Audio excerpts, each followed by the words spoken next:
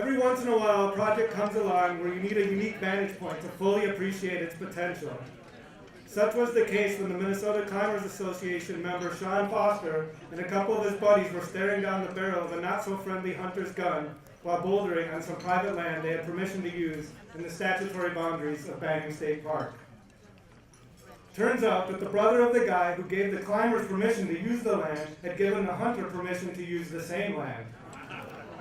Of course, neither of the brothers had thought to tell the other about the permissions they had granted, and our unarmed climbing friends were left in a really tight spot. Thankfully, de-escalating conflict is like repelling a rock for the climbers in this story, and while our friends not only convinced the hunter to lower his weapon, they also got him to spill the beans that this sacred land where they had been bouldering for the past decade was now up for sale. After confirming the story with the two landowning brothers, the climbers scrambled to figure out a way to purchase the land so it could continue to be used for recreational purposes. As luck would have it, one of the members of the climbing community is a Parks and Trails Council board member named Veronica Harlambides. Yes.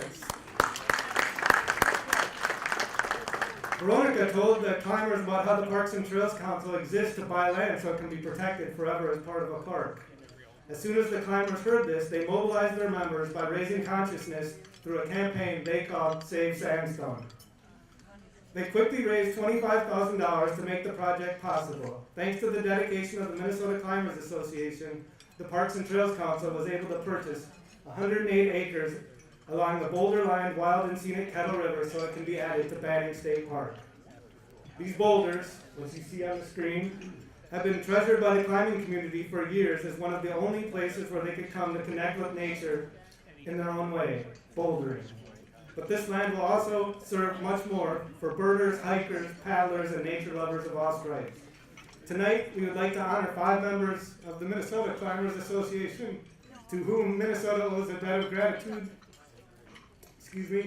for their role in Banning State Park, a bouldering and climbing destination for the agers.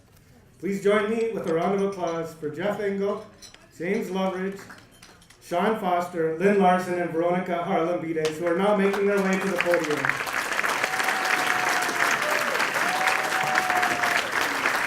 Jeff Engel will like to say a few words.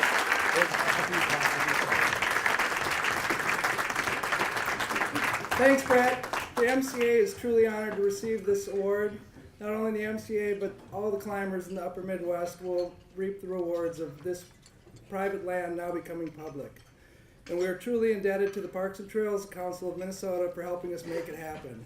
Not only have they purchased the land, and soon it's going to become part of Banning State Park, but they've helped us actually work on changing the management plan to allow climbing in Banning State Park, which is a state park that did not allow climbing prior to this. Aside from that, they've helped us get En-ROADS into the DNR so that we can help manage and protect all the climbing resources in the state for generations to come. We're truly indebted to the Parks and Trails Council of Minnesota. Thank you very much.